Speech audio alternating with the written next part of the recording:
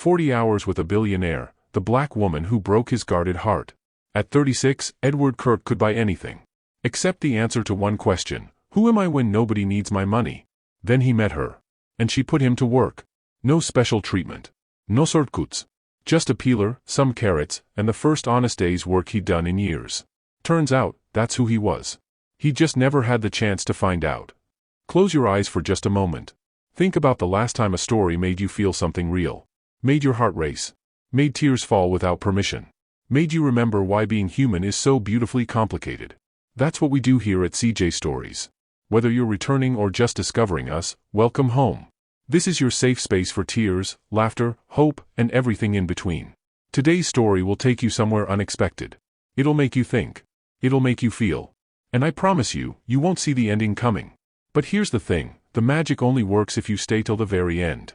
No skipping. Just you, me, and a story that might just change how you see the world.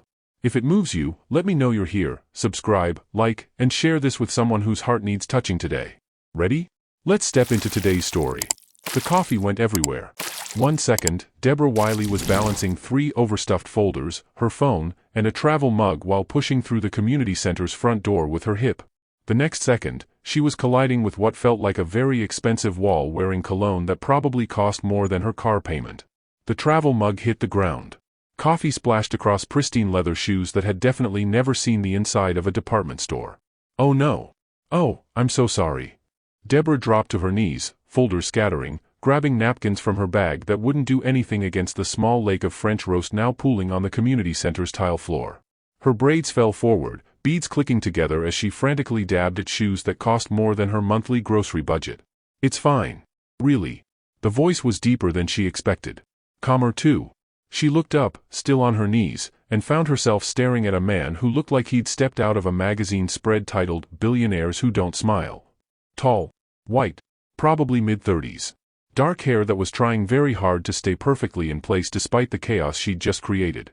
Sharp jawline. Eyes that were an unusual shade of gray-blue, like Seattle sky before a storm.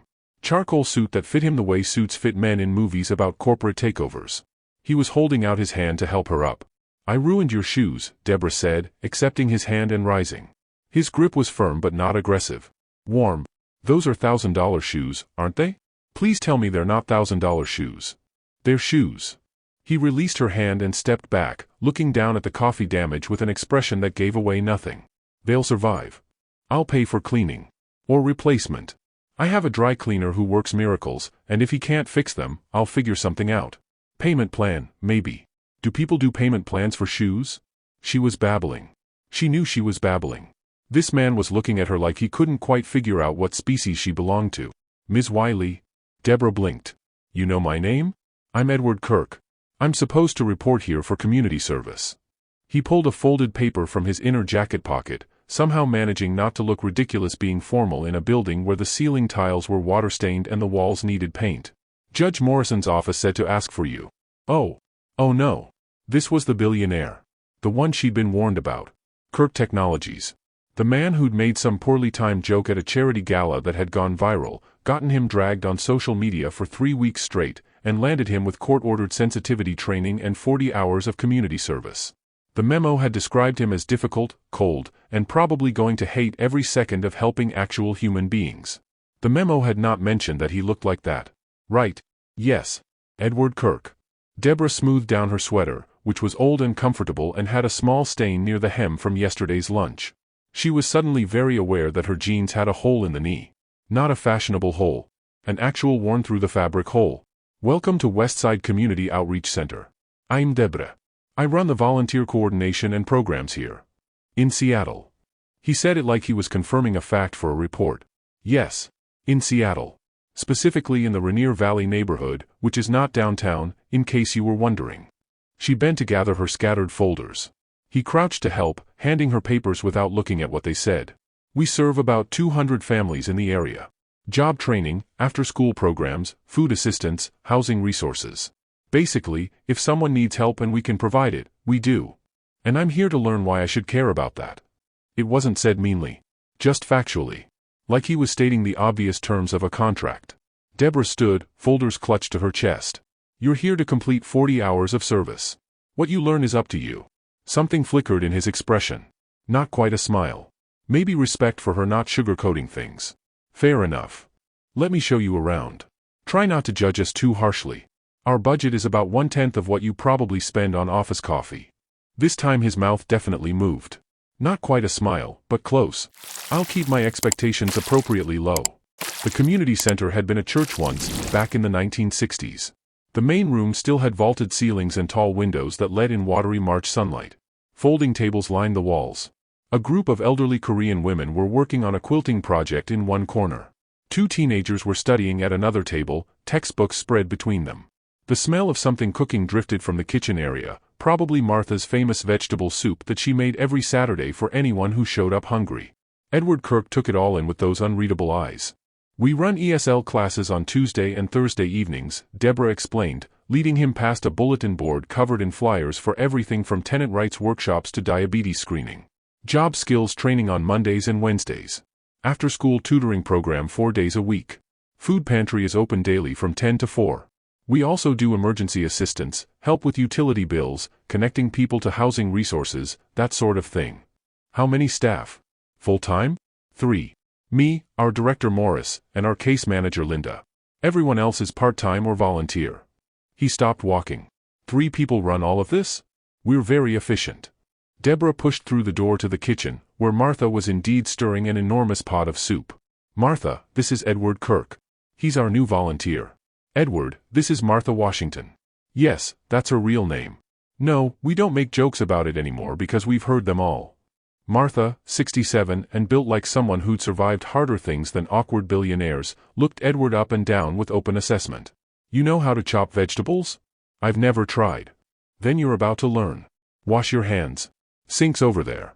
To his credit, Edward Kirk didn't argue. He removed his suit jacket, draped it carefully over a clean chair, rolled up his sleeves to reveal forearms that suggested he did more than sit behind a desk, and washed his hands like he was preparing for surgery. Martha handed him a knife and pointed at a pile of carrots. Small pieces. Uniform size. Don't cut yourself. I don't have time to drive anyone to the emergency room today. Debra watched him look at the carrots like they were a coding problem that needed solving. Have you really never chopped vegetables? She asked. I have a private chef. He picked up a carrot, examined it, positioned the knife. His first cut was cautious but precise. Had won, anyway. Since the divorce. The divorce that had been all over the news 2 years ago. Tech billionaire and Manhattan socialite split after 5 years of marriage. No kids. Lots of lawyers. Settlement details sealed. You don't cook for yourself now? Debra leaned against the counter, watching him work through the carrots with methodical focus. I eat out. Or order in. Another carrot reduced to neat, uniform pieces. Cooking for one person seems inefficient. Cooking for yourself is called being an adult. Martha snorted her approval from across the kitchen. Edward glanced up, and there was that almost smile again. I've been told I'm not very good at the practical aspects of adulting. Who told you that? My ex-wife. My assistant. My sister. A judge, most recently. He finished the last carrot and looked at Martha. What's next? Celery. Same size as the carrots. They worked in silence for a few minutes. Edward Kirk chopped vegetables with the same intense focus he probably applied to corporate acquisitions. Martha hummed while she worked. Somewhere in the main room, someone laughed.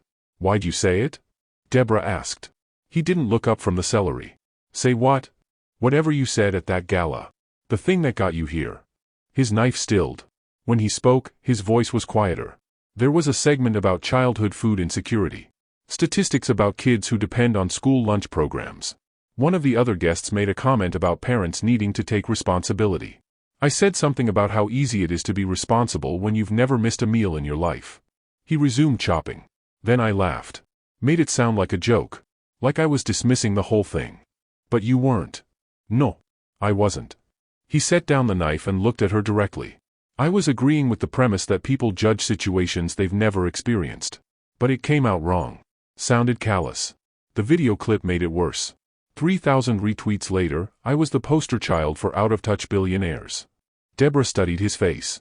There was something careful in the way he explained himself. Not defensive. Just precise.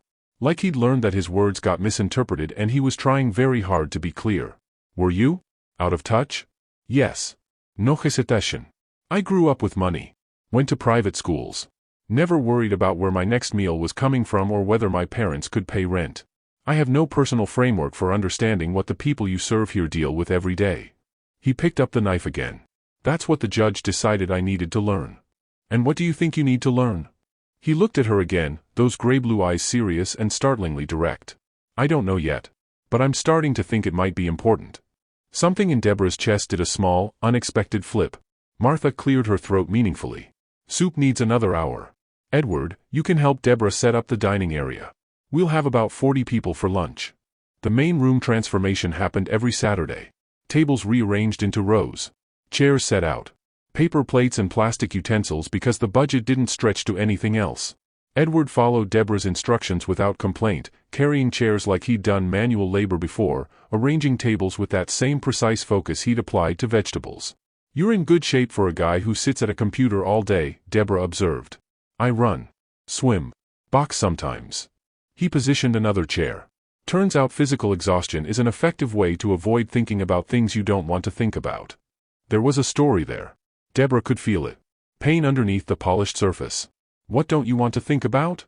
He stopped, hands resting on the back of a chair, and looked at her with an expression that was suddenly, startlingly unguarded. How I got to 36 years old without knowing how to be a person instead of a productivity machine. The honesty caught her off guard. This wasn't the cold billionaire the memo had warned her about. This was someone who'd figured out that something in his life had gone very wrong and didn't quite know how to fix it. Being a person is overrated, Debra said lightly, trying to ease the tension. I've been one for 34 years and I still don't have it figured out. You seem like you have it figured out. I'm very good at faking competence. She grabbed another stack of chairs. My mom taught me that. Look like you know what you're doing and eventually you might actually know what you're doing. Is your mom here? In Seattle? She's in Tacoma. About an hour south. I see her most Sundays. Debra arranged the last row of chairs. She thinks I work too much and don't date enough. She's not wrong about either of those things. Why had she said that? She didn't share personal information with volunteers she'd just met. Especially not court-ordered volunteers who'd be gone in 40 hours. Edward was looking at her with what might have been curiosity. Why don't you date? Same reason you don't cook. Seems inefficient. She matched his earlier tone deliberately. This time he actually smiled. A real smile that changed his entire face, made him look younger and less like a corporate headshot. Touché. The lunch crowd started arriving at noon. Families with small children. Elderly folks who lived alone and came as much for the company as the food. A couple of guys Debra recognized from the job training program. Everyone got a bowl of Martha's soup, a roll, and a piece of fruit. Edward watched from the kitchen doorway as Debra moved through the room, greeting people by name, asking about grandkids and job interviews and whether the housing application had gone through yet. She knew everyone. Remembered details. Made each person feel seen. You ready to serve? Debra asked, appearing beside him with 2 ladles. I don't know what to say to them. You don't have to say anything profound. Just, would you like soup? Most people will say yes. Some will say thank you. That's the whole conversation. She stationed him at the serving table with Martha. Debra took the beverage station. For the next hour, Edward Kirk ladled soup into bowls and discovered that most people did, in fact, just say yes and thank you. A few looked at him suspiciously, like they could smell the money on him even in rolled-up shirt sleeves. One elderly woman told him he was too skinny and needed to eat more. A little girl informed him that his eyes were pretty like her cat's. He handled it all with careful politeness, like someone navigating a culture he didn't quite understand but was trying to respect. When the lunch rush ended and the cleanup began, Edward insisted on washing dishes.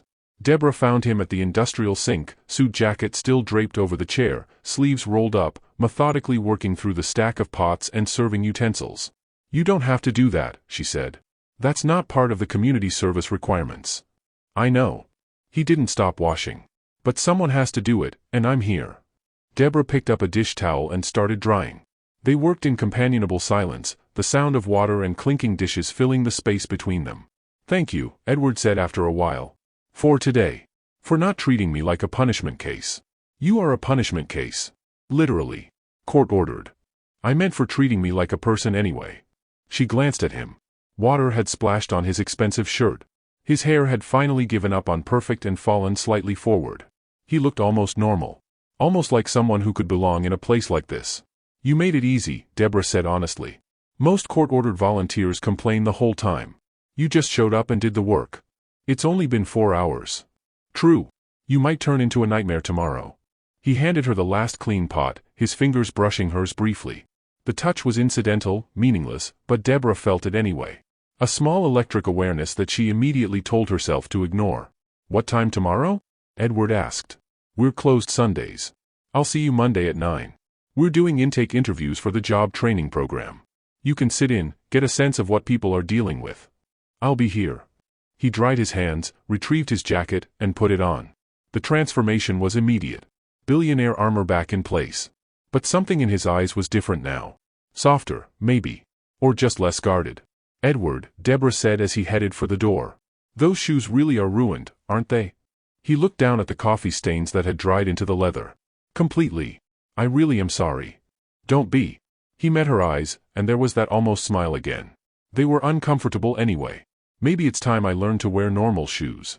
He left, and Debra stood in the empty community center, dish towel still in her hands, wondering why her heart was beating just a little bit faster than usual. Morris appeared from his office, 62 years old and built like a retired linebacker, with salt and pepper hair and eyes that missed nothing. That the billionaire? That's him. Seemed decent enough. For a rich guy. Yeah. Debra folded the dish towel with unnecessary precision. He did. You like him? I just met him, Morris. And you like him?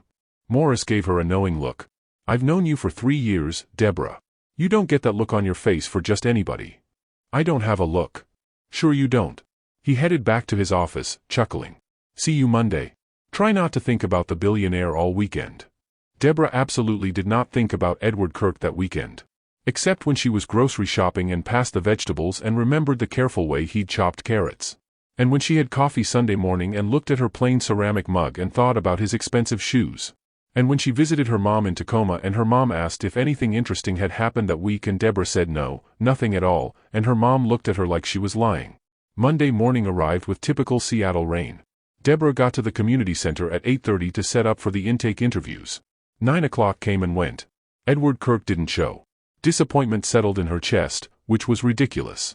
He'd been polite enough for one day, fulfilled 4 hours of his requirement, and probably decided to pay a lawyer to get him out of the rest.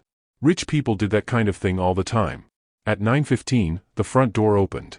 Edward Kirk walked in, soaking wet, no umbrella, wearing jeans and a plain sweater that looked expensive but not obviously so. Normal shoes. His hair was plastered to his head from the rain. I'm late, he said. My driver dropped me off at the wrong building. I walked 6 blocks in the wrong direction before I figured it out. Debra stared at him. You have a driver. Had. I told him not to come back. I'm going to drive myself from now on. Edward looked down at himself, dripping on the floor. I should probably learn to check weather forecasts too. And own an umbrella. Something warm bloomed in Debra's chest. This man. This ridiculous, earnest, soaking wet billionaire who was trying so hard to figure out how to be normal. There's a towel in the bathroom, she managed. Go dry off before you catch pneumonia. Thank you. He started toward the bathroom, then stopped and turned back. Debra? I'm glad I'm here. Just so you know. He disappeared before she could respond. Debra stood alone in the main room, listening to the rain against the windows, and admitted to herself that Morris had been right. She liked him. This was going to be complicated. Don't forget to hit the subscribe button for more emotional and heart-touching stories that speak to the soul, and share your thoughts in the comments to tell us which story you want to hear next. Now let us continue. 3 weeks later, in early April 2024, Debra realized that Edward Kirk had quietly become part of the community center's ecosystem. He showed up every Monday, Wednesday, and Saturday. Always on time now that he'd figured out the route himself. Always in jeans or khakis and simple shirts that probably still cost more than her entire wardrobe but didn't announce it. He'd learned everyone's names. Remembered details about their lives. Asked follow-up questions about job interviews and doctor's appointments and grandchildren's soccer games. Martha had stopped supervising him in the kitchen. He knew where everything was kept, how she liked the vegetables cut, when to start the coffee for the afternoon crowd. The teenagers in the tutoring program had stopped being intimidated by him after he'd admitted he was terrible at chemistry and let 17-year-old Marcus explain molecular bonds to him like he was the student. He'd fixed the constantly running toilet in the men's bathroom by watching a YouTube video and buying parts from the hardware store. Debra had stopped being surprised by him and started being charmed instead, which was significantly more dangerous. You're staring again, Linda said, appearing beside Debra's desk with a stack of intake forms. Debra pulled her attention away from the window that looked into the main room, where Edward was helping Mrs. Chen practice her English pronunciation. I'm not staring. I'm observing our volunteers to ensure quality service delivery. You're staring at the hot billionaire who looks at you like you hung the moon. He does not look at me like that. Debra. Honey. He looks at you like that constantly. The only person in this building who hasn't noticed is you. Linda set down the forms and gave her a meaningful look. When's the last time you went on an actual date? I went out with that teacher last year. Kevin. That was 18 months ago, and you said he talked about his ex-wife the entire time. He was processing his feelings. He was boring. Linda perched on the edge of the desk. Edward Kirk is not boring. Edward Kirk is successful, smart, surprisingly humble for a billionaire, and he volunteers at a community center in the rain because he wants to, not because he has to anymore. Debra looked up sharply. What do you mean, not because he has to? He hit 40 hours last week. Morris signed off on his paperwork Friday afternoon. Edwards finished with his court requirement. The information landed in Debra's chest with unexpected weight. He'd completed his service. He could leave. Go back to his billionaire life and never think about this place again. Except he was here right now. On a Monday morning. Helping Mrs. Chen sound out the word prescription with patient focus. He didn't mention it, Debra said quietly. Probably because he doesn't plan to stop coming. Linda stood, gathering her forms. The man drove here in a thunderstorm last Wednesday because he promised Marcus he'd help with college application essays. He's not going anywhere unless you want him to. Why would what I want matter? Linda gave her a look that suggested Debra was being deliberately dense. Ask him to coffee. Or lunch. Or anything that isn't directly related to community service. See what happens. She left before Debra could argue. Through the window, Edward looked up from Mrs. Chen's workbook and caught Debra watching. He smiled. That same small, genuine smile that transformed his serious face into something warm and approachable. Debra's heart did that inconvenient fluttering thing it had started doing whenever he was around. This was a problem. The rain had stopped by lunchtime, leaving Seattle washed clean and unusually bright. Debra found Edward in the kitchen, assembling sandwiches for the afternoon food service with the same methodical precision he applied to everything. Linda told me you finished your 40 hours, she said, leaning against the doorframe. His hand stilled briefly, then resumed spreading peanut butter. I did. Last week. You didn't say anything. Didn't seem relevant. He finished one sandwich and started another. I'm still showing up. The paperwork doesn't change that. Why are you still showing up? Edward set down the knife and turned to face her fully. His eyes were serious, that gray-blue color that reminded her of Seattle sky. Because I like it here. Because the work matters. Because I'm learning things about myself that I should have learned 20 years ago. He paused. Because you're here. The last part was said quietly, almost carefully, like he wasn't sure he should say it at all but couldn't help himself. Debra's pulse picked up. Edward. I know this is complicated, he continued. I know I showed up here as a court-ordered volunteer and you're the coordinator and there's probably some ethical line we're not supposed to cross. But I need you to know that I'm not here because a judge told me to be anymore. I'm here because I want to be. And a significant part of why I want to be is you. He wasn't smooth about it. Wasn't trying to charm her or deploy some practiced seduction technique. He was just honest. Straightforward. Stating facts like he'd learned that honesty was the only approach he was any good at. You want to be here because of me, Debra repeated, testing the words. Yes. Even though I dumped coffee all over your $1,000 shoes and put you to work chopping vegetables on your first day. Especially because of that. The corner of his mouth lifted slightly. You treated me like a person who needed to learn something, not a problem that needed managing. You've been doing that every day since. I haven't had many people in my life who do that. Debra crossed her arms, not defensively, just trying to create some physical boundary between herself and the way his words were making her feel. What exactly are you saying? I'm saying I'd like to take you to dinner. Somewhere that isn't here. As two people who enjoy each other's company, not as volunteer and coordinator. He held her gaze steadily. If you're interested. If I'm reading this completely wrong, tell me now and I'll never mention it again. You're not reading it wrong. The words were out before she could second-guess them. Edward's expression shifted into something that looked like relief mixed with cautious hope. I'm not? No. You're not. Debra felt her own smile forming despite her best efforts to stay professional. I've been trying very hard not to notice that you're attractive and kind and show up in thunderstorms to help teenagers with college essays. But I've been failing at that for at least 2 weeks now. 2 weeks? He looked genuinely pleased. I've been failing at not noticing you since the day we met. Even covered in coffee? Especially covered in coffee. You apologized by offering a payment plan for shoes. I'd never had anyone offer me a payment plan before. It was charming. Debra laughed, feeling some of the tension ease from her shoulders. I was mortified. I know. That was also charming. Edward picked up his phone from the counter. So, dinner. Are you free Friday evening? I'm free Friday. I'll pick you up at 7. If you're comfortable sharing your address. Or I can meet you somewhere. Whatever you prefer. The fact that he asked, that he gave her control of the situation, made her like him even more. You can pick me up. I'll text you my address. Okay. He looked at her like he wanted to say something else, but Martha chose that moment to bustle into the kitchen with an empty soup pot. Are you two going to stand around looking at each other, or are we going to feed people? She demanded, though her eyes were twinkling. Edward returned to sandwich making. Debra escaped to her office before anyone could see the ridiculous smile on her face. Friday arrived with the kind of perfect Seattle spring evening that made people forget about the 9 months of rain. Clear sky, temperature in the mid-60s, Mount Rainier visible in the distance like a postcard. Debra had changed outfits 3 times, called her mom for moral support, and changed again. She finally settled on a deep blue dress that her best friend had made her buy last year for a wedding. It was elegant without being formal, showed her figure without being obvious about it, and made her skin glow. She'd left her braids loose, added small gold earrings her grandmother had given her, and tried not to think too hard about why she cared so much about looking good for Edward Kirk.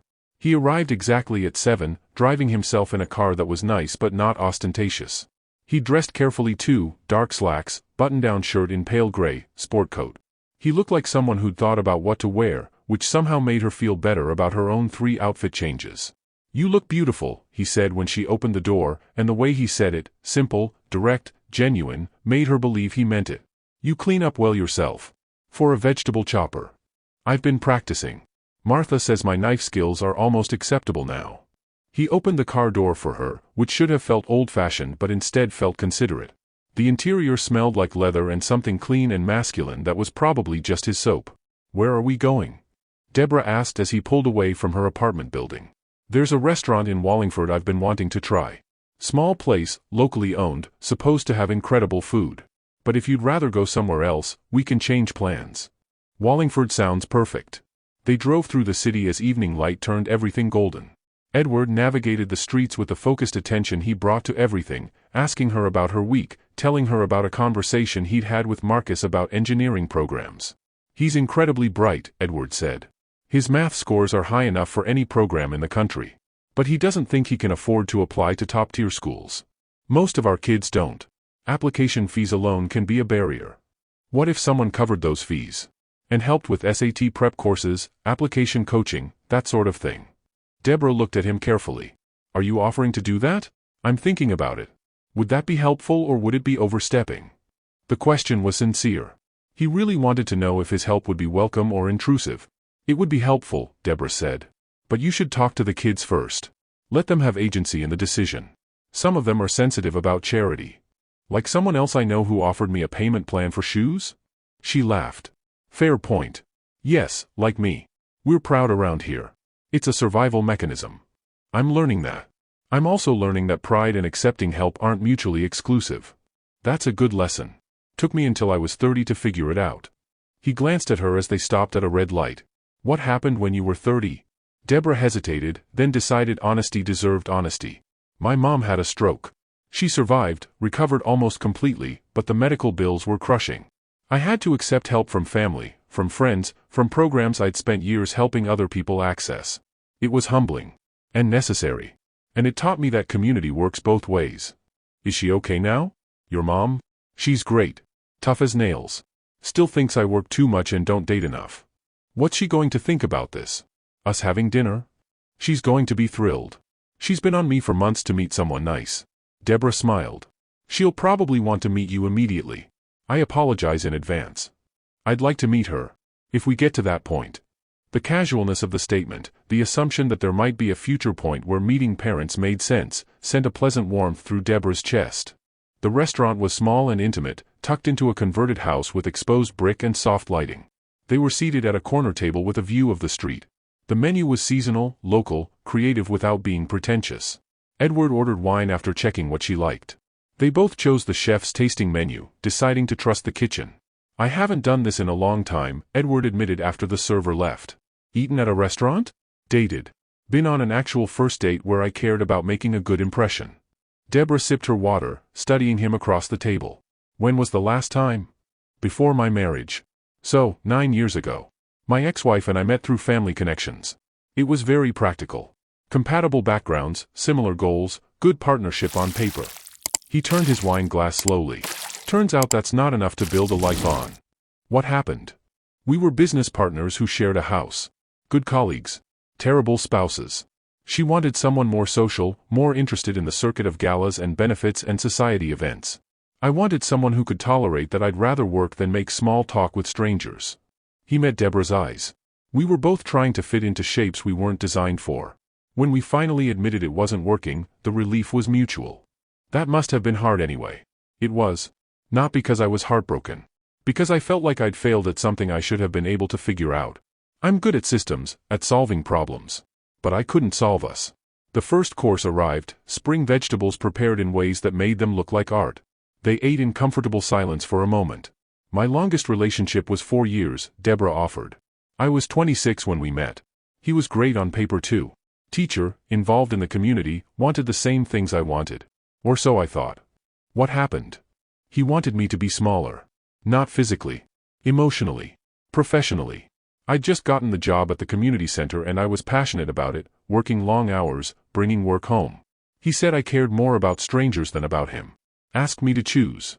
She shrugged. I chose the work. He said that proved his point. Left and married someone else within a year. Edward set down his fork. He asked you to choose between him and work that matters to you? Yes. He was an idiot. The bluntness of it surprised a laugh out of her. That's what my mom said. Less politely. Your mom sounds wise. Edward leaned forward slightly. For the record, watching you work is one of my favorite things. The way you remember everyone's name, the way you know exactly what each person needs, how you make a chaotic room feel manageable just by being in it. It's remarkable. Anyone who asked you to be smaller than that didn't deserve you. Debra felt heat rise in her cheeks. She wasn't used to being seen this clearly. You're good at this. At what? Saying exactly the right thing. I'm really not. I'm terrible at it most of the time. But with you, the right things are easy to say because they're true. The evening continued like that. Easy conversation flowing between courses. Discoveries about each other that felt significant and small at the same time. He told her about his sister who lived in Portland and worked in environmental law. She told him about her childhood in Tacoma, her dad who'd passed away when she was 22, her mom who still called her every Sunday morning without fail. They talked about books and music and the particular kind of gray that Seattle rain produced. He admitted he'd never been to the Pacific Science Center despite living in Seattle for 8 years. She confessed she'd never been to the opera despite loving music. We should fix both of those things, Edward said over dessert. Are you asking me on a second date before the first one is over? I'm asking you on multiple future dates before the first one is over. If that's presumptuous, I apologize. It's not presumptuous. It's honest. I like honest. He smiled at her, and Debra felt something shift in her chest. Something opening up that she'd kept carefully locked for a long time. They lingered over coffee, neither wanting the evening to end. When they finally left the restaurant, the spring night had turned cool. Edward offered his jacket without her asking. It smelled like him, clean and warm and becoming familiar. The drive back to her apartment was quieter, comfortable silence replacing conversation. Edward walked her to her door like she knew he would. Stood close enough that she could feel his warmth but didn't crowd her space. Thank you for tonight, he said. For taking a chance on having dinner with the guy who didn't know how to chop vegetables. Thank you for being the kind of guy who learned to chop vegetables and kept showing up even after you didn't have to. He reached for her hand, tentative, giving her space to pull away. She didn't. His fingers threaded through hers, warm and steady. I'd like to kiss you, Edward said quietly. But only if you want that too. Debra's heart was racing. I want that too. He stepped closer, his free hand coming up to her face, thumb brushing her cheek with gentle precision. Then he leaned in and kissed her. It was soft. Careful. A question and an answer at the same time.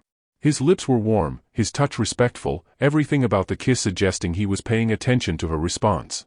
Debra kissed him back, her free hand finding the front of his shirt, pulling him slightly closer. He made a small sound in the back of his throat, deepening the kiss just enough to make her knees weak. When they finally broke apart, Edward rested his forehead against hers, breathing a little unsteady. That was worth waiting for, he murmured. Worth 3 weeks of vegetable chopping? Worth any amount of vegetable chopping. She laughed softly. He kissed her again, briefer this time, like he was already reluctant to leave. I'll see you Monday, he asked. You're still coming to the center? Of course. Why wouldn't I? Because you finished your service and you got the girl. You might not need community service anymore. Edward pulled back enough to look at her seriously. I'm not there for community service anymore. I'm there because that work matters. Those people matter. And yes, you matter too, but those things aren't connected. I want to keep volunteering because I found something there that was missing from my life. Something real. The sincerity in his voice made her chest tight. Okay. I'll see you Monday. And Saturday. And maybe Wednesday for lunch if you're free. That's a lot of seeing each other. Too much? No. It's good. It's really good. He kissed her one more time, gentle and sweet, then made himself step back. Good night, Debra. Good night, Edward. She watched him walk to his car, watched him turn and wave before getting in, watched him drive away. Then she went inside and called her mom before she could talk herself out of it. Ma? You awake? Baby, it's 9:30 on a Friday. Of course I'm awake. How was your date? How did you know I had a date? Her mother laughed. Because you've been talking about this man for 3 weeks without realizing you were talking about him. Now tell me everything. Debra curled up on her couch, still wearing Edward's jacket, and told her mom everything. Don't forget to hit the subscribe button for more emotional and heart-touching stories that speak to the soul, and share your thoughts in the comments to tell us which story you want to hear next. Now let us continue. By mid-May 2024, Edward Kirk had become a fixture in Debra's life in a way that felt both thrilling and terrifying. They fell into a rhythm. He volunteered at the community center 3 times a week, same as before, but now their coffee breaks lasted longer. Their conversations deepened. The way he looked at her across crowded rooms made her stomach flip. They had dinner every Friday. Went to the Pike Place Market on a sunny Saturday morning and ate fresh donuts while watching the fish throwers perform for tourists. Drove to Snoqualmie Falls on a Sunday afternoon and hiked the trail together, Edward's hand warm and steady in hers. Spent an entire evening at her apartment watching old movies, his arm around her shoulders, her head resting against his chest. He met her mom on a Sunday in early May. Debra had been nervous, but Edward had shown up with flowers and an honest admission that he was terrible at meeting parents but wanted to make a good effort. Her mom had loved him immediately, especially after he'd spent an hour helping her reorganize her kitchen cabinets and listening to stories about Debra's childhood with genuine interest. You keep that one, her mom had whispered when Edward was out of earshot. He's good people. Debra was 34 years old and falling in love for the first time in a way that felt real and solid and possible. She told herself not to overthink it, to just enjoy what they were building. Then Victoria showed up. It was a Wednesday afternoon in mid-May. Debra was in her office reviewing grant applications when Linda appeared in the doorway with an expression that suggested trouble. There's a woman here asking for Edward. Says she's his ex-wife. Debra's stomach dropped. His ex-wife is here? At the community center? Tall, white, looks like she walked out of a fashion magazine. Designer everything. Currently examining our furniture like she's afraid she'll catch something. Victoria Kirk, now Victoria Ashford, Debra remembered from the news articles, was standing in the main room looking exactly like Linda had described. Impeccable blonde hair. Cream-colored suit that probably cost more than Debra made in a month. The kind of polished, careful beauty that came from a lifetime of professional maintenance. She was also beautiful in a way that made Debra suddenly, uncomfortably aware of her own off-the-rack cardigan and the fact that she'd spilled coffee on her shirt that morning. Can I help you? Debra asked, approaching with her professional smile firmly in place. Victoria turned, assessed Debra in one sweeping glance, and offered a smile that didn't reach her eyes. I'm looking for Edward Kirk. I was told he volunteers here. He does. He's not here today. Can I give him a message? You must be Debra, the community center coordinator. Victoria's tone was pleasant, but something underneath it felt sharp. Edward's mentioned you. He has? Oh yes. He's been quite enthusiastic about his volunteer work. Very unlike him, actually.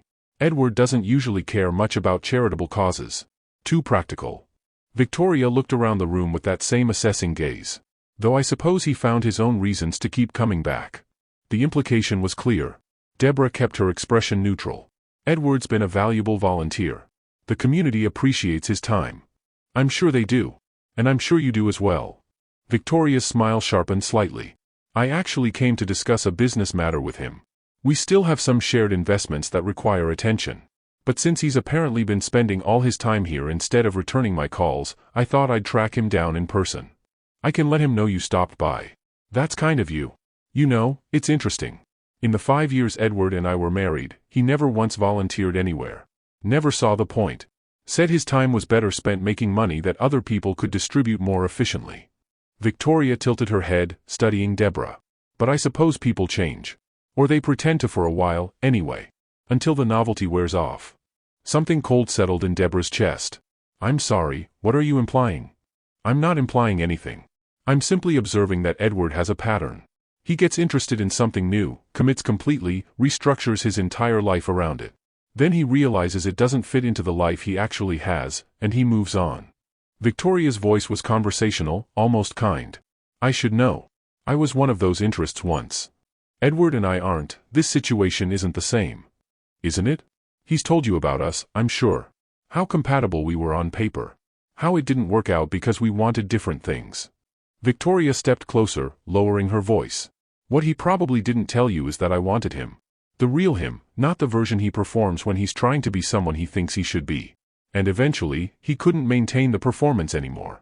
He went back to being who he actually is, someone who works 80 hours a week and doesn't have room in his life for anything that doesn't fit into a spreadsheet. You don't know anything about what Edward and I have. You're right. I don't. But I know Edward. And I know that right now, you represent something he thinks he wants. A simpler life. More meaning. Connection to real people doing real work. Victoria's smile turned almost sympathetic. But in a few months, when the shine wears off and he realizes that your world and his world don't actually overlap, he'll go back to his life. And you'll be the interesting detour he took once. The community service project that taught him some valuable lessons. Debra's hands were shaking. She crossed her arms to hide it. I think you should leave. I'm not trying to be cruel. Honestly. I'm trying to save you some heartbreak. Victoria pulled a business card from her purse and set it on the nearest table. When it falls apart, and it will, call me. We can commiserate over wine. I know what it's like to believe Edward Kirk can be something he's not. She left, heels clicking on the tile floor, leaving behind the faint scent of expensive perfume and a sick feeling in Debra's stomach. Debra stood alone in the empty main room, Victoria's words echoing in her head. She wanted to dismiss them. Wanted to believe they came from bitterness and jealousy and nothing true. But a small, scared part of her wondered if Victoria was right. Edward called that evening like he always did. Debra almost didn't answer. How was your day? He asked, voice warm and familiar. Fine. Normal. Your ex-wife stopped by. Silence on the other end. Then, carefully, Victoria came to the center? She said you weren't returning her calls about shared investments. Decided to track you down in person. I've been meaning to deal with that. I'm sorry she showed up at your workplace. That was inappropriate. She had some interesting things to say about you. About us. Another pause. What did she say? Debra stood at her apartment window, looking out at the Seattle evening. That you have a pattern. You get interested in something new, restructure your life around it, then realize it doesn't fit and move on. She said I'm your current interest. That when the novelty wears off, you'll go back to your real life and I'll be the meaningful volunteer experience you had once. You don't actually believe that. I don't know what I believe, Edward. We've known each other for 2 months. You showed up at the center because a judge ordered you to. Now we're dating and you're helping with grant applications and talking about funding college scholarships. It's a lot. It's fast. It's real. His voice was firm now, insistent. What we have is real. Is it? Or am I the person who makes you feel good about yourself? The way to prove you're not the out-of-touch billionaire from the viral video? That's not fair. Maybe not. But Victoria's right about one thing, your world and my world are very different. You live in a universe of private drivers and $1,000 shoes. I work at a community center where we celebrate when we can afford new printer paper. At some point, that gap is going to matter. It doesn't have to, doesn't it? Debra pressed her forehead against the cool glass. What happens when you get bored of playing normal? When you realize that my life is always going to be budget meetings and serving soup and dealing with broken toilets? When you want to go back to galas and board meetings and whatever billionaires do with their time? I don't want that life. That's what I've been trying to tell you. That's why the divorce happened. I don't fit in Victoria's world any more than she fit in mine. But you don't fit in my world either, Edward. Not really. You're visiting. You're a tourist in normal life. Eventually you'll want to go home. This is home. The intensity in his voice made her chest ache. What we're building is home. I know it's fast and I know it's different from anything either of us planned, but it's real. I love you, Debra. The words should have made her happy. Instead, they terrified her. You love me or you love the idea of me? The community coordinator who makes you feel like you're doing something meaningful. I love you. The person. The woman who offered me a payment plan for shoes and makes everyone around her feel seen and calls her mom every Sunday and gets passionate about grant funding. I love how you know everyone's story. How you make terrible coffee and don't apologize for it. How you scrunch up your nose when you're thinking. I love all of it. I love you. Debra felt tears building behind her eyes. I can't do this right now. Debra. I need some time. To think. To figure out if Victoria's right or if I'm just scared. She wiped at her eyes with her free hand. I'll see you at the center on Saturday. We can talk then. I don't want to wait until Saturday. I need space, Edward. Please. He was quiet for a long moment. Okay. If that's what you need. But I'm not giving up on us. I hope you know that. I know. I'll call you soon. She hung up before he could respond. Then she sat on her couch and cried, hating Victoria for planting doubts and hating herself for letting them take root. Her mom called an hour later. Debra ignored it. She called back. Debra finally answered on the third attempt. What happened? Her mom demanded. How do you know something happened? Because you ignored my calls and you never ignore my calls. Talk to me, baby. Debra told her everything. Victoria's visit, the things she'd said, the conversation with Edward, the fear that maybe this whole relationship was built on sand. Her mom listened without interrupting. When Debra finally ran out of words, she sighed. You done? Her mom asked. Yeah. I'm done. Good. Now let me tell you something. That ex-wife of his? She's scared. Scared of what? That Edward found something real with you. Something she couldn't give him. So she's trying to poison it before it proves that the problem in their marriage was both of them, not just him. Her mom's voice was gentle but firm. Baby, I've seen you in relationships. I saw you with James, how you made yourself smaller to fit what he wanted. This thing with Edward? You're not smaller. You're more yourself. He doesn't ask you to be anything but who you are. But what if she's right? What if this is just temporary for him? What if it's not? What if you're throwing away something real because you're scared it might not last? Her mom paused. Everything ends eventually, Debra. Your dad and I had 28 years before he passed. Were those years less meaningful because they ended? Should I not have loved him because I knew I might lose him someday? That's different. It's not different. It's life. You can protect yourself from heartbreak by never risking your heart, or you can love someone and trust that it's worth the risk. But you don't get both. Debra pulled a throw pillow against her chest. I'm scared, Ma. I know you are. But that man loves you. I saw it when he was here, the way he looks at you like you're the most important person in the world. That's not fake. That's not novelty. That's real. How do you know? Because I've been alive 60 years and I know what real looks like. Also because he reorganized my entire spice cabinet alphabetically and by cuisine type without being asked.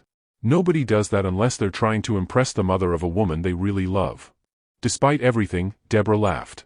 He did do a very thorough job on those spices. He did. Now stop letting that bitter ex-wife get in your head and talk to your man. Actually talk to him, not from a place of fear, but from a place of wanting to understand. What if I'm not ready? Then take your time. But don't take so much time that you lose something good because you were too afraid to believe in it.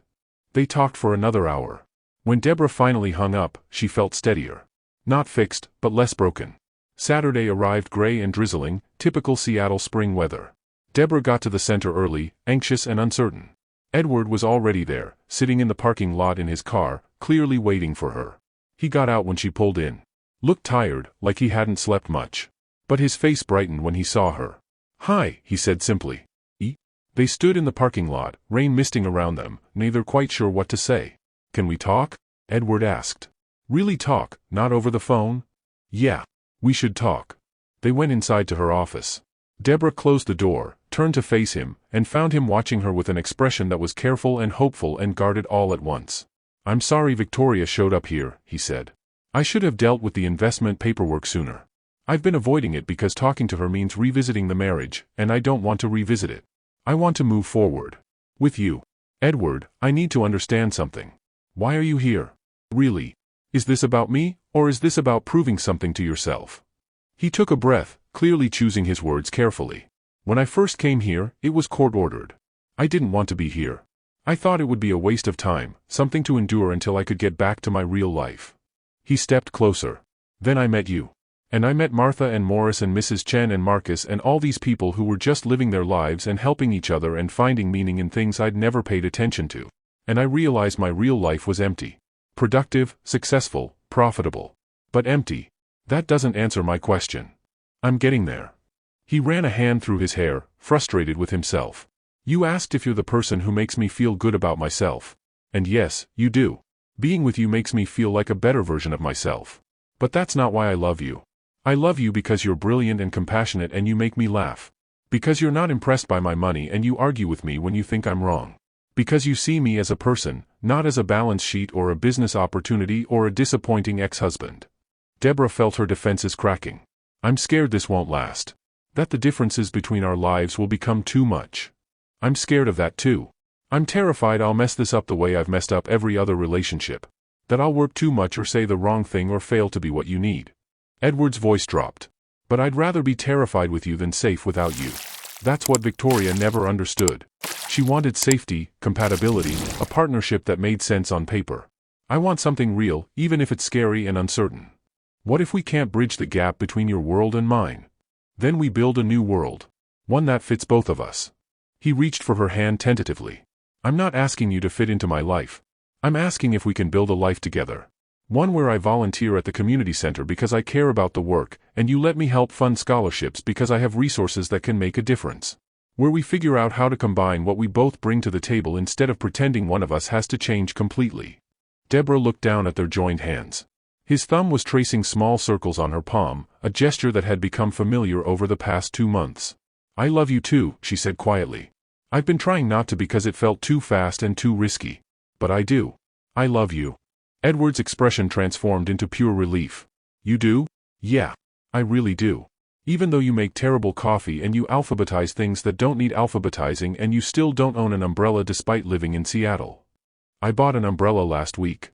I keep forgetting to use it. Of course you do. She stepped closer, letting herself lean into him. His arms came around her immediately, holding her like she was something precious. I'm sorry I let Victoria get in my head. She knows how to find weak spots. It's one of her talents. Edward pressed a kiss to the top of her head. But she's wrong about us. This isn't temporary. This isn't me playing at being normal. This is me finding out who I actually am when I'm not trying to be what everyone expects. And who are you? I'm still figuring that out. But I know I'm someone who loves you. Someone who wants to build a life that matters, not just a career that impresses people. Someone who's learning that chopping vegetables and fixing toilets and helping kids with college essays is just as important as closing business deals. Debra pulled back enough to look up at him. We're really doing this? Trying to make this work despite all the complications. We're really doing this. If you want to, I want to. I'm still scared, but I want to. Being scared is okay. We'll figure it out together. He kissed her then, soft and sweet and full of promise. Debra kissed him back, feeling the last of her doubts dissolve into certainty. They would figure it out. Together. The office door burst open. Morris stood there with his phone in hand, face pale. Debra. We have a problem. The city just called. They're cutting our funding. Effective immediately. We have 30 days before we have to close the center. The world tilted. Debra pulled away from Edward, staring at Morris in disbelief. What? They can't do that. We're in the middle of the fiscal year. Budget shortfall. They're cutting funding to all non-essential services. We're on the list. Morris looked devastated. I'm sorry. I don't know how we're going to save this.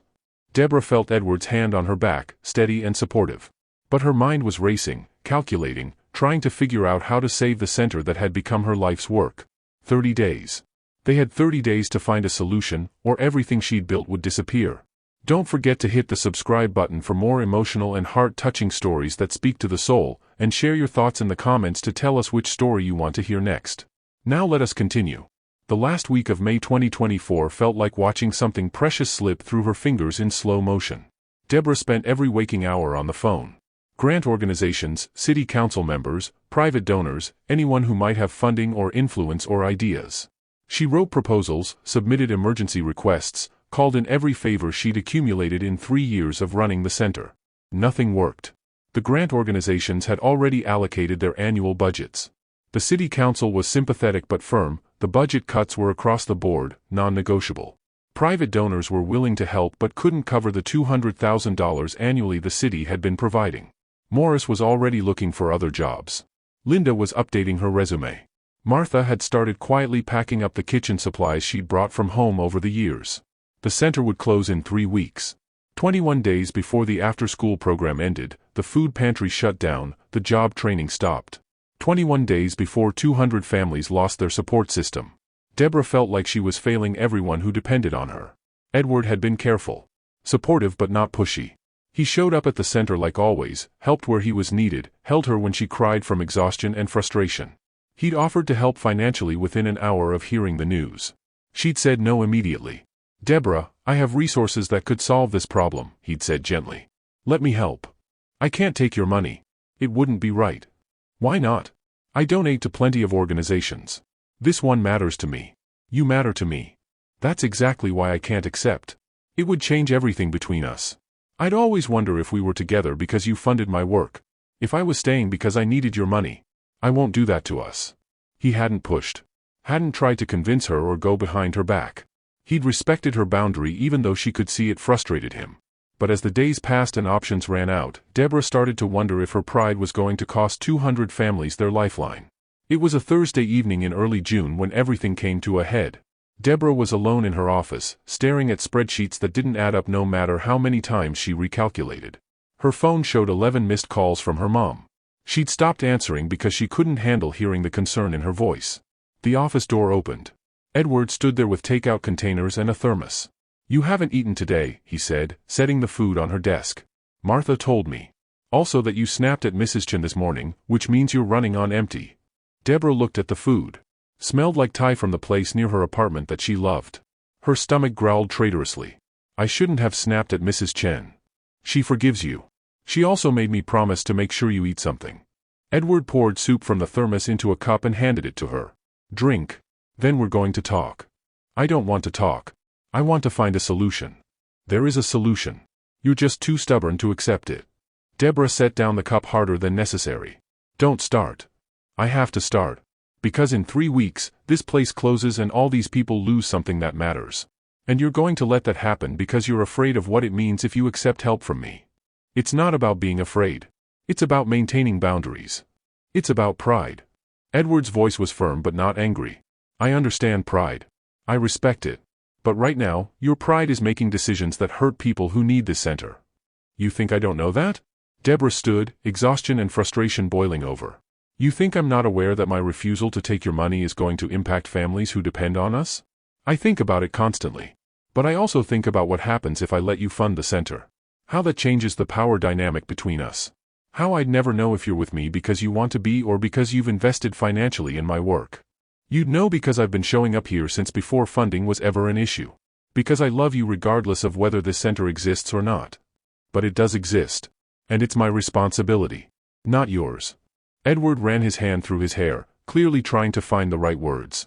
"What if we structure it differently? Not a donation from me personally, but through my company's charitable foundation. A proper grant with applications and oversight and all the official processes. Would that be more acceptable? It's still your money. It's Kirk Technologies' money. Distributed through proper channels.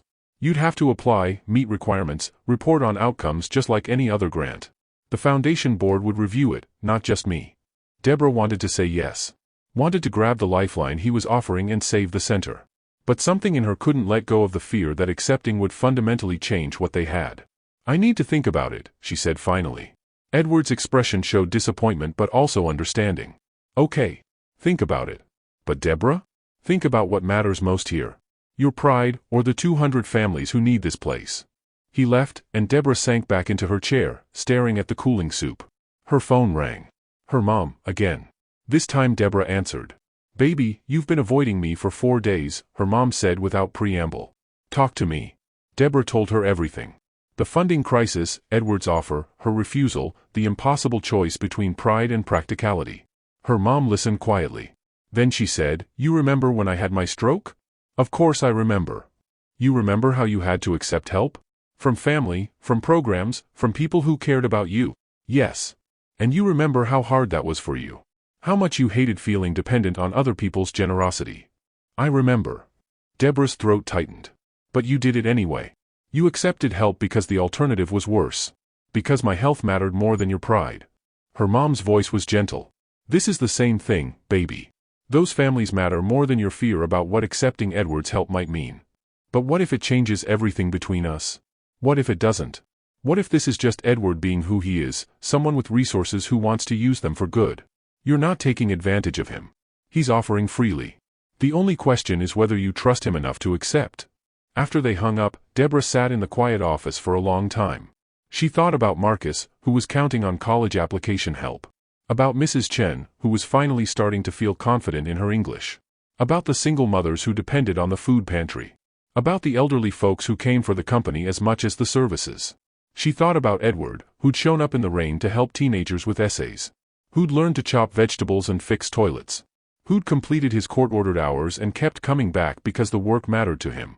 Who loved her. She pulled out her phone and called him. He answered on the first ring.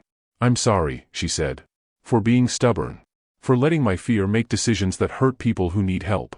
You don't need to apologize. Ido. You were right. My pride was getting in the way of what matters." She took a breath. "Tell me about the foundation grant process. The official one, with applications and oversight." She heard relief in his voice. "The foundation meets quarterly. Next meeting is in 2 weeks. I can get your application prioritized for review. No prioritización. I want it reviewed the same way any other application would be. Properly. Debra, the center closes in 3 weeks. We don't have time for the normal process. Then I'll find bridge funding somewhere else to keep us open until the foundation makes a decision. But I need to know that if they approve it, it's because the application was strong enough on its own merits. Not because you pushed it through." Edward was quiet for a moment. "You're asking me to let the center potentially close while we wait for a committee decision I could expedite. I'm asking you to let this happen the right way. Can you do that? What if they say no? Then we'll figure out something else. But at least I'll know I didn't compromise what we have by taking shortcuts." He sighed. "You're going to give me gray hair before I'm 40. You're 36. You have 3 years. At this rate, I'll be gray by next month." But there was warmth in his voice. "Okay. We do it your way. Proper application, normal review process. But I'm helping you find bridge funding to keep the center open until the decision comes through." "How?" "I know people. Not me personally funding it, but people who might be willing to provide short-term support. Let me make some calls." "Edward, this part isn't about us. It's about me using my network to connect you with resources. That's allowed, right? Even by your very strict rules?" Debra felt herself smile for the first time in days. "That's allowed. Good. I'll start making calls tomorrow. You work on the foundation application. Deal? Deal. And Edward? Thank you. For understanding why this matters to me. For not just bulldozing over my concerns. I'm learning that loving you means respecting your boundaries even when they're inconvenient." His voice softened. "I'll see you tomorrow? You'll see me tomorrow." The next 2 weeks were intense. Debra wrote the strongest grant application of her life, documenting every program, every outcome, every family served. She included data, testimonials, budget projections, sustainability plans. It was thorough and professional and made a compelling case for why the center deserved funding. Edward, true to his word, made calls. Within 3 days, he'd connected Debra with a local philanthropist who agreed to provide 3 months of bridge funding. Not from Edward's money, from someone who'd been looking for exactly this kind of project to support. The center stayed open. The programs continued. Families kept getting served while they waited for the foundation's decision. Morris stopped looking for other jobs. Linda unpacked her desk supplies. Martha kept making soup. Edward kept showing up, kept helping, kept being present without being overbearing. He walked the impossible line between supportive partner and respectful volunteer, somehow managing both. The foundation meeting was scheduled for June 20th. Debra wasn't allowed to attend, applicants never were. She spent the day at the center, trying to work, mostly just refreshing her email every 30 seconds. Edward was in the meeting. He'd recused himself from the vote due to personal conflict of interest, but he was there to answer questions about the application if needed. At 4:30, her phone rang. Edward's name on the screen. Her hands shook as she answered. "Hello?" The board voted unanimously to approve funding for 3 years. Edward's voice was warm with suppressed joy. Full operational budget plus expansion funds for new programs. They want to partner with you long term. Debra sat down hard in her desk chair. They approved it? They loved the application.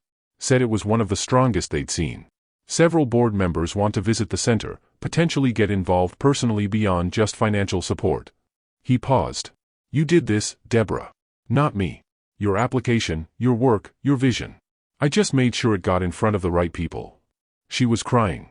Happy tears, relief tears, exhausted tears all mixed together. We're saved. The center is saved. You saved it. I'm just glad I could help. Morris appeared in her doorway, clearly reading her expression. She nodded at him, still crying. He whooped loud enough that she heard Martha and Linda react in the main room. I need to go tell everyone, Debra managed. Can I call you back? Go celebrate. I'll see you tonight. I'm bringing champagne. The center erupted in celebration. Staff, volunteers, clients who happened to be there, everyone hugging and crying and laughing. Someone called the local news. A reporter showed up within an hour, wanting to cover the story of the community center saved by anonymous philanthropic support. Debra did the interview in a daze, talking about community resilience and the power of people coming together. She didn't mention Edward by name, respecting the foundation's preference for quiet philanthropy. But when she looked up during the interview, she saw him standing in the back of the room. He'd arrived early, couldn't wait until evening. Their eyes met across the crowded space, and he smiled at her with such pure pride and love that her heart felt too big for her chest. After the reporter left and the celebration wound down, Debra found Edward in the kitchen helping Martha clean up. You're here early, she said. Couldn't stay away. I wanted to see you. He dried the last dish and set it aside. How are you feeling? Relieved. Grateful. Exhausted. Happy. She moved closer to him. Scared that I almost lost this because I was too proud to accept help. But you didn't lose it. You found a way to accept help on your terms. That takes courage too. I love you, Debra said. For understanding that I needed to do this my way. For helping without taking over. For being patient when I was being stubborn. Edward pulled her into his arms, holding her close. I love you too. And I'm proud of you. What you built here, what you fought for, it's remarkable. They stood together in the quiet kitchen, the chaos of the day settling into peaceful contentment. Take me home, Debra murmured against his chest. I want to celebrate with just you. No crowds, no reporters. Just us. Best offer I've had all day. They went back to her apartment. Edward had indeed brought champagne, good champagne, not the grocery store kind. They toasted to the center's survival, to 3 years of secured funding, to the future. Then they sat on her couch, Debra curled against Edward's side, finally allowing herself to relax. I was thinking, Edward said, his fingers running absently through her braids. The foundation board wants to do site visits, maybe get more involved. That means people are going to figure out that we're together. Is that okay with you? Debra considered. A month ago, the question would have worried her. Now it just felt like the next natural step. It's okay. We're not hiding anything. You volunteer there legitimately. The foundation approved the grant on merit. We don't have anything to be ashamed of. No, we don't. He pressed a kiss to her temple. Though I should probably warn you, once my sister finds out I'm in a serious relationship, she's going to want to meet you immediately. She's protective. Your sister who does environmental law in Portland? That's the one. Sarah. She's brilliant and intense and she'll probably interrogate you to make sure your intentions toward her baby brother are honorable. You're the baby? By 3 years. She's never let me forget it. Edward smiled. Fair warning, she's going to love you. She's been telling me for years that I needed to find someone who wouldn't put up with my workaholic tendencies. When do I meet this paragon of sisterly wisdom? She's coming to Seattle next month for a conference. I thought maybe we could have dinner. You, me, Sarah, and if you're comfortable with it, your mom too. Let the families meet. The casualness of the suggestion, the assumption that their families meeting made sense, that they were building toward something permanent, made Debra's heart skip. You want our families to meet. Eventually they should, right? If we're doing this for real. Edward shifted so he could look at her directly. We are doing this for real, aren't we? Building toward something permanent?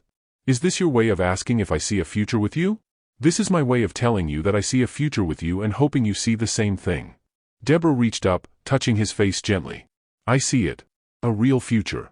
The kind where families meet and we figure out how to combine our lives and we build something that matters. Good. He leaned down and kissed her, soft and sweet. Because I'm in this completely. For the long term. Just so we're clear. We're clear. They stayed up late, talking about the future. About what the center could do with 3 years of stable funding. About introducing their families. About the possibility of Edward moving closer to her neighborhood instead of living downtown. About building a life together that honored both of their worlds. When Debra finally fell asleep, it was with Edward's arms around her and certainty in her heart that they were going to make this work. Whatever came next, they would face it together. Don't forget to hit the subscribe button for more emotional and heart-touching stories that speak to the soul, and share your thoughts in the comments to tell us which story you want to hear next. Now let us continue. July 2024 arrived with the kind of perfect Seattle summer that made people forget the rest of the year was rain. Clear skies, warm temperatures, Mount Rainier visible almost every day like a promise on the horizon. The community center was thriving. With 3 years of secured funding, Debra had been able to hire 2 additional staff members and expand the after-school program. The foundation board had visited twice, and 3 members had become regular volunteers. The local news feature had brought in additional donations and volunteer applications. More importantly, it had brought visibility to the work they were doing. Other organizations were reaching out for collaboration. The city council had apologized for the funding cuts and was looking for ways to restore support in the next budget cycle. Everything Debra had worked for was coming together. Her relationship with Edward had settled into something that felt both exciting and comfortable. He'd moved to an apartment in Beacon Hill, 15 minutes from her place instead of downtown. He still ran Kirk Technologies, but he'd restructured his schedule to include consistent volunteer time at the center and actual evenings off. They had dinner with her mom every other Sunday. He'd met her extended family at a 4th of July barbecue and had spent 2 hours playing basketball with her teenage cousins, emerging sweaty and happy and more relaxed than she'd ever seen him. She'd met Sarah in late June. Edward's sister had indeed been protective and intense, asking pointed questions about Debra's intentions before declaring her approved and pulling her aside to thank her for making Edward human again. They'd bonded over stories of Edward's tendency to solve emotional problems like engineering challenges, and Sarah had extracted a promise that Debra would call if Edward ever got too deep in his own head. Life was good. Really good. Better than Debra had imagined possible 4 months ago when she dumped coffee on an expensive stranger's shoes. Which was why the text from Edward on a Saturday morning in mid-July seemed odd. "Can you meet me at the center at 2 p.m.? I have something to show you." She responded, "I'll be there anyway. Saturday meal service, remember?" "I know. But can you come to the main room at 2? Trust me." Debra arrived at the center at noon like usual. Edward was already there, but he seemed distracted. He helped with lunch service, but she caught him checking his phone several times. When she asked if everything was okay, he just smiled and said it was fine. At 1:30, Morris appeared at her elbow. "I need you to take a break. Let me handle the cleanup. I can help clean. It's not a big deal." "Debra, take a break. Go to your office for 30 minutes. I've got this." There was something knowing in his expression. Martha was smiling too widely. Linda was trying very hard to look busy while clearly watching their conversation. "What's going on?" Debra asked suspiciously. "Nothing. Everything. Go to your office. Edward will come get you at 2. Debra went to her office, deeply confused. She tried to work on grant reports but couldn't focus. At exactly 2 o'clock, Edward knocked on her door. "Ready?" he asked. "Ready for what?" "Come with me. You'll see." He took her hand and led her toward the main room. The doors were closed, which was unusual. She could hear voices inside, lots of them. "Edward, what did you do?" "Just trust me." He opened the doors. The main room was full of people. Her mom, front and center, beaming. Sarah, Edward's sister, standing beside her. Morris, Martha, and Linda. Mrs. Chen and her family. Marcus and the other teenagers from the tutoring program. At least 50 people from the community center, all dressed nicely, all watching the doorway with expectant smiles. The room had been decorated. Flowers everywhere, simple, beautiful arrangements in colors Debra loved. Soft music playing. Lights strung along the ceiling that she'd never seen before, creating a warm glow. "Edward, what is this?" Debra's heart was pounding. He led her to the center of the room, everyone making space, forming a circle around them. His hand was warm in hers, steady despite the fact that she could feel a slight tremor in his fingers. "4 months ago," Edward began, his voice clear enough for everyone to hear, "I walked into this building because a judge told me I had to. I was angry about it. Resentful. Convinced it would be a waste of my time." A few people chuckled. Debra's eyes were already filling with tears. "Then I met a woman who dumped coffee all over my shoes and offered me a payment plan to replace them." Edward smiled at her, that soft smile that was just for her. And everything changed. He took both her hands now, facing her fully. "You taught me what matters. Not money or success or how many deals I can close. People matter. Community matters. Showing up matters. You taught me how to be present instead of productive. How to see people instead of problems. How to build something real instead of just something profitable." Debra's mom was crying. Sarah was recording on her phone. Martha was dabbing at her eyes with a dish towel. You taught me what love should look like, Edward continued. Patient and honest and challenging me to be better. You never asked me to be anything but myself. You saw past the money and the mistakes and the terrible coffee I make. Your coffee is terrible, Debra managed through tears. It really is, he agreed. But you drink it anyway because you love me despite my flaws. Just like I love you. Your stubbornness and your pride and your refusal to take the easy way if it compromises your principles. I love all of it. I love you. He released one of her hands and reached into his pocket. When his hand emerged, he was holding a small velvet box. Debra's breath caught. Edward got down on one knee. The room went completely silent except for a few sniffles from the crowd. Debra Wiley, Edward said, opening the box to reveal a ring that was beautiful and perfect, elegant but not ostentatious, a single stone in a setting that was classic and timeless. I know we've only known each other 4 months. I know that's fast. But I also know that I want to spend the rest of my life learning from you, loving you, building something meaningful together. Will you marry me? Debra looked down at him. At this man who'd learned to chop vegetables and fix toilets and show up in thunderstorms. Who'd respected her boundaries even when they were inconvenient. Who'd helped save the center without taking credit. Who'd become part of this community not because he had to, but because he wanted to belong to something real. Who loved her. Yes, she said, her voice breaking. Yes, I'll marry you. The room erupted in cheers and applause. Edward stood, sliding the ring onto her finger with hands that were definitely shaking now. Then he pulled her into his arms and kissed her while everyone they cared about celebrated around them. When they finally broke apart, her mom was there immediately, pulling Debra into a fierce hug. I told you he was good people, her mom whispered. You were right, Ma. Sarah hugged her next, then Morris, then Martha, then what felt like everyone in the room. Marcus gave Edward an elaborate handshake that turned into a hug. Mrs. Chen blessed them in Mandarin and English both. Someone had brought cake. Someone else had brought champagne. The celebration transformed into an impromptu engagement party, complete with toasts and laughter and the kind of joy that only comes from community genuinely happy for two of their own. Later, when things had calmed down and people were starting to leave, Debra found Edward in the kitchen helping Martha pack up leftover cake. You planned all of this, she said. I had help. Your mom, Sarah, Morris. Basically everyone you know conspired to make this happen. He finished wrapping a piece of cake and turned to her. Was it too much? I know you're private. If you'd rather have had something smaller. She kissed him, stopping the worried words. It was perfect. Proposing here, with everyone we care about. It was exactly right. I wanted them to be part of it. They're part of our story. Part of what brought us together and what we're building. Debra looked around the kitchen that had become so familiar. The community center where she'd built her life's work, where Edward had learned to be more than just successful, where they'd found each other. I love you, she said. For understanding that this place matters. That these people matter. They're our family. Of course they matter.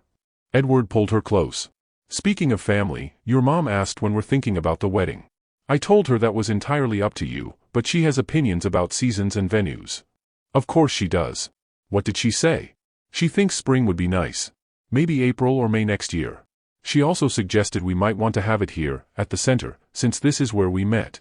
Debra looked up at him, surprised. You'd want to get married here? You could afford any venue in the city. I don't want any venue in the city. I want to get married in the place where I learned what love actually means. Where we built something real together. If you want that too. She did want that. She wanted to exchange vows in the room where he'd first learned to chop vegetables, surrounded by the community that had become their foundation. Spring wedding at the center, Debra said. I love that idea. Good. Because I may have already told your mom yes, and she's already planning. Debra laughed. Of course she is. They stayed at the center until evening, celebrating with the volunteers and families who'd become their community. As the sun set and the last guests trickled out, Debra and Edward sat together in the main room, his arm around her shoulders, her head resting against his chest. How did I get here? Debra murmured. 4 months ago, I was single, stressed, convinced I didn't have time for a relationship. Now I'm engaged to a man I met because he spilled my coffee. You dumped coffee on me. Let's keep the facts straight. Same difference. She looked at the ring on her finger, catching the light. This is real, right? We're really doing this. We're really doing this. You're stuck with me now. Good. I choose stuck with you. 3 weeks later, Debra and Edward had dinner with both families, her mom, her aunt and uncle, Edward's sister Sarah, and his mother who'd flown in from Boston specifically to meet the woman who'd captured her son's heart. Edward's mother, Patricia, was elegant and reserved in a way that initially intimidated Debra. But over appetizers, she'd taken Debra's hand and said quietly, "Thank you for loving my son. For seeing who he really is underneath all the armor he built. I haven't seen him this happy since he was a child." The two mothers bonded immediately over their shared goal of planning the perfect wedding.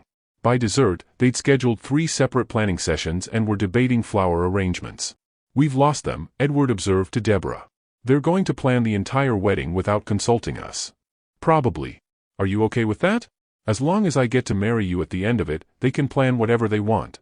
August brought the first foundation board meeting since the engagement. Edward had officially stepped down from the board to avoid any conflict of interest regarding the center's funding. The board had responded by inviting Debra to join as a community representative, giving the center a permanent voice in funding decisions.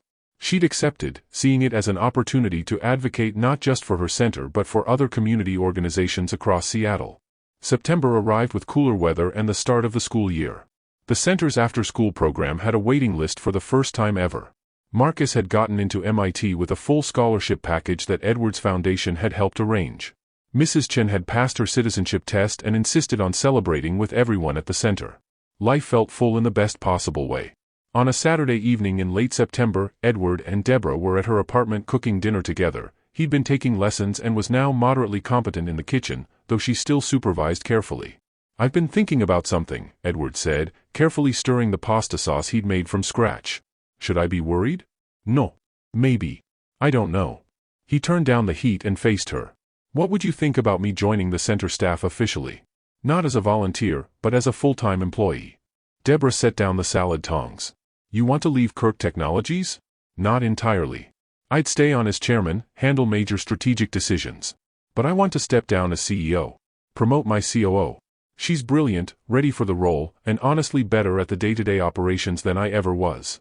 He leaned against the counter. "I want to work at the center. Maybe develop the job training program, help with fundraising and community partnerships. Use my business background for something that directly helps people."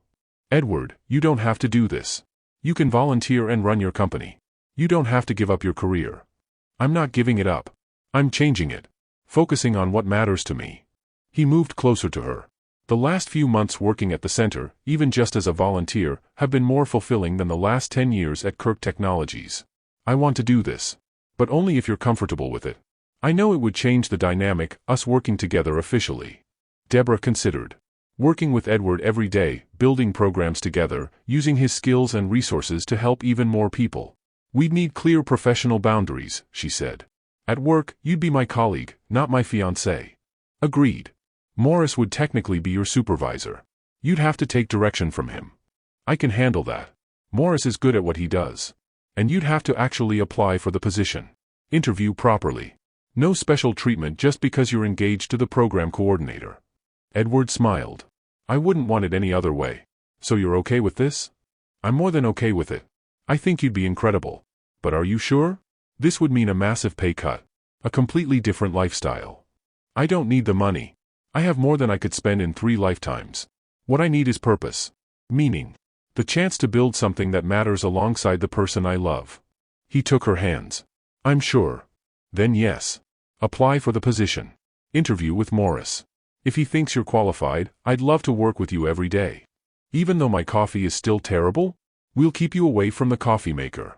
He kissed her, and the pasta sauce began to bubble over on the stove.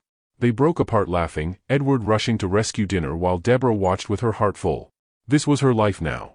Cooking dinner with a man who'd learned to be present. Building a future that combined both their worlds. Creating something meaningful together. She'd never been happier. The wedding took place on an April Saturday in 2025, exactly 1 year and 1 month after they'd first met. The community center had been transformed. Flowers everywhere, white chairs set up in rows, soft music playing. The same room where Edward had learned to chop vegetables and Debra had coordinated programs now held their closest family and friends, all gathered to celebrate. Debra wore a dress her mom had helped her choose, elegant and simple, with lace sleeves and a flowing skirt. Her braids were styled up, small flowers woven through them. She felt beautiful and loved and ready. Her mom walked her down the aisle, both of them crying happy tears. Edward stood at the front in a perfectly tailored suit, but his eyes were only on her. When she reached him and took his hands, he whispered, "You're the most beautiful thing I've ever seen." You clean up pretty well yourself. For a vegetable chopper. The ceremony was simple and heartfelt. They'd written their own vows. Edward went first. Debra, you taught me that success isn't measured in profit margins but in lives touched. That showing up matters more than grand gestures.